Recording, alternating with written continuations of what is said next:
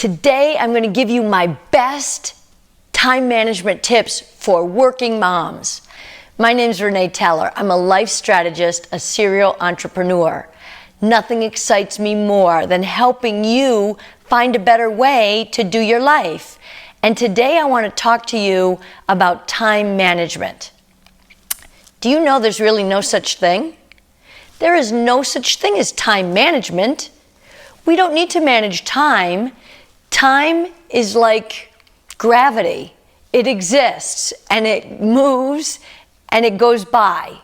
There's nothing we can do to slow it down, to speed it up, to get more of it. Nothing we can do. It reminds me of 12 years ago. I brought home a 40-pound puppy. Her name is Baloo, and she was a Newfoundland puppy. 3 months old, already 40 pounds. So you know as well as I do that she was going to be 120 to 150 pounds, and I was nervous. So I did what any smart person would do. I hired the best trainer in our area, and guess what the first lesson he gave me? He said, "We are not going to be training this dog. Dogs, like most animals, are very amazing. What I need to train is you, Renee. I need to train you. I need to show you what you need to do so that you have the best dog on planet Earth." And guess what? It worked. She is amazing. She's now 12 years old. She has lived 4 or so years beyond the expected lifespan, which is 8 to 10, and she just turned 12. There's all kinds of reasons why, right? But I did it right. And we need to do the same thing with our time. I am not going to teach you how to speed time up, make more time, find more time. I'm going to show you how to prioritize your life so that you have more time in it. So go ahead, I say this every video, grab a pen and a paper, and let's get started, because you're going to want to write these things down. I'm going to give you 3 exercises to do to help you better prioritize your life and get more done and do the things you want to do. Does that sound good? The first thing I want to tell you before we get started is the facts. You might have been following me. If not, you ought to. And you know that I'm a CPA. That was my first career, all about the numbers. So I always love to start with the facts. And here's the facts. The facts are, you see this number here? 168 total hours in a week. That's how many hours every single one of us have in a week. I have 168, you have 168, your whole family has 168. We can't change it. So let's start with the facts. Let's understand 24 hours a day, 7 days a week means that we all have 168 hours in every week. And again, if you follow me, you're going to know that sleep is number 1 in my book. We all need to learn how to get more sleep. That's going to help our productivity right out of the gate. So I'm going to go through these 3 simple areas to talk about what we know is already taken up of the 168 hours. If you sleep 7.5 hours a night, 7 days a week, now don't argue with me about that. Go watch one of my videos on sleep or read one of my blogs. We'll save that for another time. But 7.5 hours, 7 days a week is actually 52.5. The accountant in me is just going to round these numbers because I want to give you a range of magnitude. That means 53 hours a week are spent on sleep. I'm giving us 20 hours a week on eating. That's basically 3 hours a day, right? 3 times 7 is 21. I know the math. Don't comment below and tell me that my math is wrong. I'm rounding here. 20 hours a week, we're going to say we spend on eating. Work, generally people work 40 hours a week, 8 hours a day. I threw in some time for travel and even a little bit of time to get ready in the morning. That's included in there, so I rounded that to 50 hours a week. Now, if you have a long commute, that might be different. However, we're going to learn what to do with our commuting time to make it more productive. That gets us to 123 hours a week, give or take, depending on who you are, that is already taken up. It's already used up of the 168. That means we all only have 45 what I call discretionary hours. Now, don't start already and say, well, those aren't discretionary. I have 8 kids and I've got 3 dogs. And I know, but really, they're discretionary. I call these my non-negotiables. I have to sleep, I have to eat, and I have to work in order to do the basics of life. So we're going to play with this 45-hour number, and I'm going to show you how to use it to be more effective, to make your life more amazing, and to live happily ever after. Does that sound good? Okay. Got your pen and paper? Here's where we're going to start. Step 1.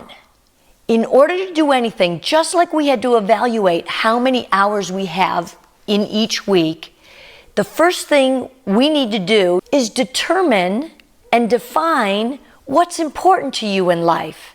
It's different for all of us, isn't it? And in order for you to be happy, I need you to take some time and define your important life issues. So here's what I want you to do.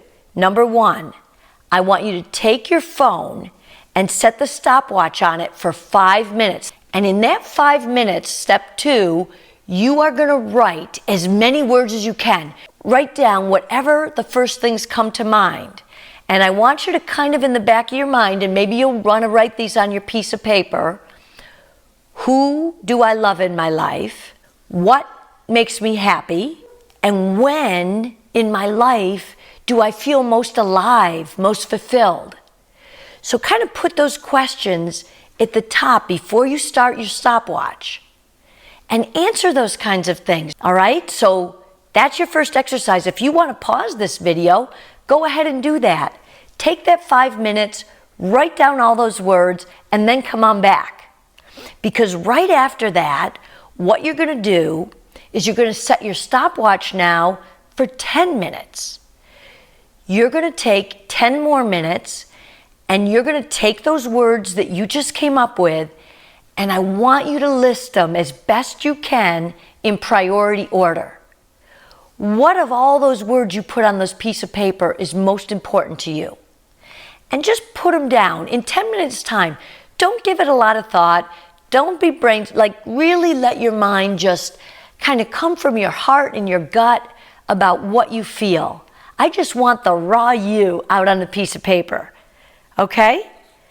So you're going to write those words down and you're going to rank them. And then once you're done ranking, I want you to get 3 highlighters. And I want you to pick the 3 most important things. I assume they're the top 3. So number 1, you're going to highlight in blue, number 2 in your next color, and number 3 in your next color. That's the first part of this exercise. Determining and defining what's important in your life. Okay, now you're going to set that piece of paper aside. Here's exercise number 2.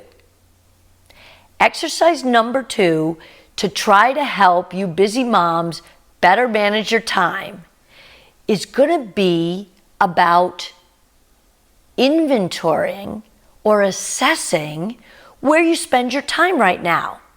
Now stay with me. This is going to take 1 whole week to do it right. 1 whole week. And I'm going to give you some PDFs at the end that you can download, but I call this my daily activity log. Daily activity log.